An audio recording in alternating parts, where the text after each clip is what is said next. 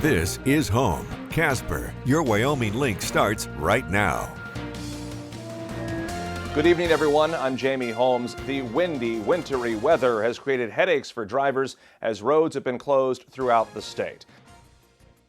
A high wind warning has been in effect for southeastern Wyoming. Winds have been around 30 to 40 miles per hour with gusts of 60 to 70 miles per hour.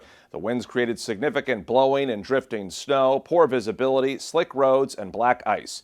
Roads have been closed for light or high-profile vehicles along I-80 and US 30 between Laramie and Walcott Junction due to gusting winds causing extreme blowover risk.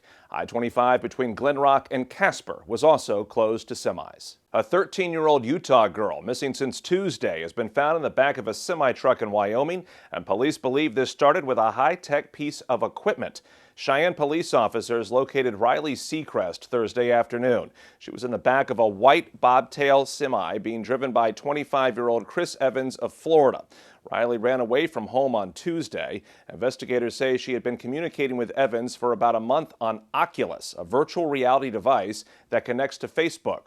Police use cell phone data and communication apps, they say, to track Evans down in Cheyenne.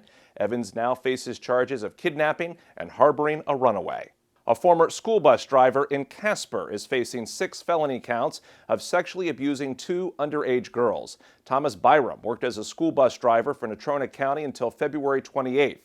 According to Casper Star Tribune, court documents state the 2 alleged victims told investigators they were touched inappropriately between 2015 and 2019 when they were between 7 and 10 years old.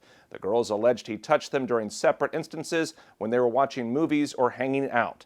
In an interview with investigators, Byram denied any sexual touching. Senator Anthony Bouchard was removed from committee assignments this week by the Wyoming Senate. He was removed from the committees of Labor, Health and Social Services, Agriculture, State and Public Lands and Water Resources, and Management Audit. According to a press release, the action was done for, quote, a continued pattern of intimidating and disorderly conduct and other behavior which is unbecoming of a member of this Senate. On Facebook, the senator negated the claims. Bouchard is one of 3 candidates running to unseat Wyoming Representative Liz Cheney in the upcoming primary. The price for a gallon of gas continues to skyrocket, and people are now taking drastic and illegal methods to fill up their gas tank.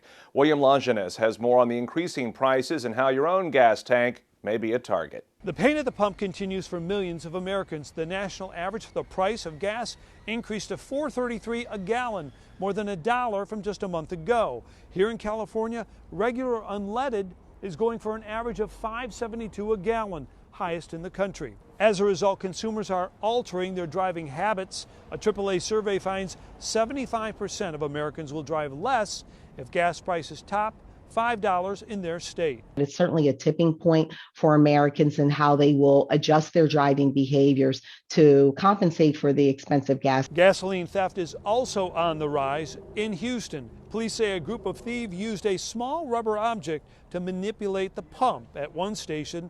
In Los Angeles, police were called after 2 men allegedly broke a pump and began stealing diesel. Those men are also accused of siphoning $4,000 worth of gas from other locations. Yeah, unfortunately, it's a sign of the times. And, thieves are looking for crimes of opportunity. And this is just the latest one that they're looking at doing, is actually targeting parked vehicles and stealing gasoline from the tanks of the vehicles. As this trend continues, officials say you should protect your car's gas tank. Yeah, well, make sure that you park your vehicle in your garage if you have a garage. If not, try to have some surveillance cameras, security lights. AAA says the national average price for a gallon of gas has not been this high since the financial crisis of 2008. With gas prices on the rise, you might be wondering if it could affect the cost of a ticket for your next flight. Reporter Kimberly Barataran spoke with the Natrona County International Airport Director on what to expect. Unlike other counties in Wyoming, Natrona County is still seeing gas prices just below $4. The nation's average gas prices have been climbing towards some record highs since Russia's invasion of Ukraine. Casper Local mentions gas prices will affect his travel. It's definitely going to change plans for some future developments and travel for sure. Other means of transportation, such as flying, has been impacting other markets, explains Natrona County Airport Director Glenn Janeska, but Casper has not seen any changes. With the cost of fuel, it has not been a real good time to be in the airline industry. So while it hasn't affected us in Casper, we're hearing it's impacting other markets. So while we don't know if it will ever impact us flight-wise, we certainly know from an industry standpoint there are a lot of markets that are starting to see reduced service, and in some cases having their air service go away altogether. Although Casper's airport has not seen any changes on flight prices, gas and jet fuel price increases vary since they are both refined differently. As jet fuel prices go up, ultimately airlines make the decision on their flight costs rising as well. Kimberly Barroteran, your Wyoming Link, Casper. Security will be changing if you plan on going to municipal court or city council meetings in Casper. According to a press release from the city, people will now be screened by a metal detector. Firearms will not be allowed inside. Visitors to City Hall will not be screened. No specific security incidents were cited as the reason for the change. Not only were you watching the Cowboys play basketball Friday night, so were your elected officials at the Wyoming State Legislature as the redistricting deadline nears. Will Silverstein recaps the surprising scenes from Wyoming State Capitol. Less than 2 hours before the legislative deadline, the Wyoming State Legislature passed redistricting. But why so late in the evening? Just as legislators will be dancing on the way back home, legislators put aside debate and instead watched the Wyoming Cowpokes go dancing as they played their Mountain West Conference semifinal. The oddity of this session was captured in this moment of instead of choosing to have further debate involving both chambers in a redistricting bill that no one seemed to like, the legislature chose instead to watch a game. There was bitter resentment from a number of representatives across the Cowboys state, with Landon Brown possibly describing this bill best. She says, "I'm going to vote aye, but I'm going to hold my nose because it stinks." Members of the Corporations Committee who worked long and hard on this bill, some in the House voting aye, some in the Senate voting no. After seeing their bill torn to shreds, deep emotion had to have been felt, and it was certainly echoed in some of those votes. Even Chairman Dan Zwanitzer, who was the House Corporations chair, still advised on the floor of the House his colleagues to vote aye. 44 of them did, 12 voted no.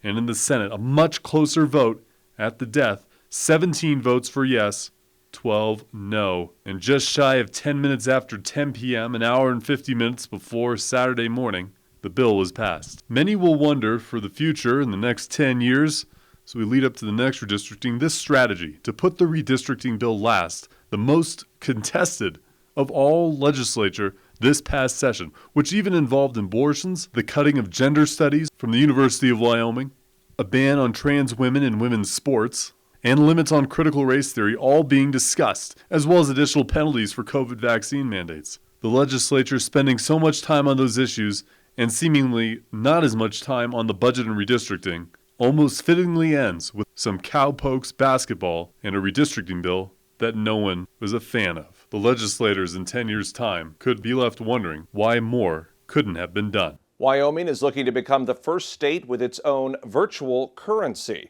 The plan won final approval from the House this week. The efforts allows the state to create what is called Wyoming Stable Tokens. That's a form of virtual currency backed by solid assets. The tokens allow people to trade in the digital realm without experiencing rapid fluctuations in the value of their digital currency. The state would sell in virtual realms Wyoming Stable Tokens for $1 each. The money used to buy the tokens would be used in treasury bills, and the state would keep the interest. If you're running out of ideas on what to do over the weekend, the newly released guide by Visit Casper provides 307 fun activities to do in the Oil City. It features different local events, restaurants, and must-see destinations that locals help create. Visit Casper Marketing Director Amanda Sherlin says the response from the community toward the first ever guide catered toward residents and visitors has been great. We've had such a great response. I expect we'll probably continue it in the future, but nothing yet. It is only available for the month of March, so get it while you can. You can order it on our website or get it at various locations around town. So there's a list on our website, so get out there and grab it while you can. The Wyoming Highway Patrol recently celebrated the retirement of K9 Allie. K-9 Allie was assigned with Trooper Underberg in the Crook County area. Since 2014, Allie has been directly involved in the seizure of over 2,000 pounds of marijuana, 25 pounds of meth, 30 grams of cocaine, and 5 grams of heroin. Allie was also instrumental in confiscating illicit funds generated from the trafficking of drugs of over $640,000. 2 years ago, Allie and her handler were struck by a passing motorist while working a crash. Allie had numerous injuries but showed her resilience to come back to work. Allie had an exceptional career with the Wyoming Highway Patrol and will definitely enjoy her retirement with the Underberg family. Cheyenne Frontier Days has announced its lineup for the summer. So here's a sample of some of the acts coming to town. On July 22nd, it's Jason Aldean. On the 23rd, Dierks Bentley. On the 27th, Kid Rock. Sam Hunt comes in on the 29th. And Brooks and Dunn is on the 30th. Still ahead, a check of the windy weather moving through Wyoming and the sunny changes coming for the week ahead.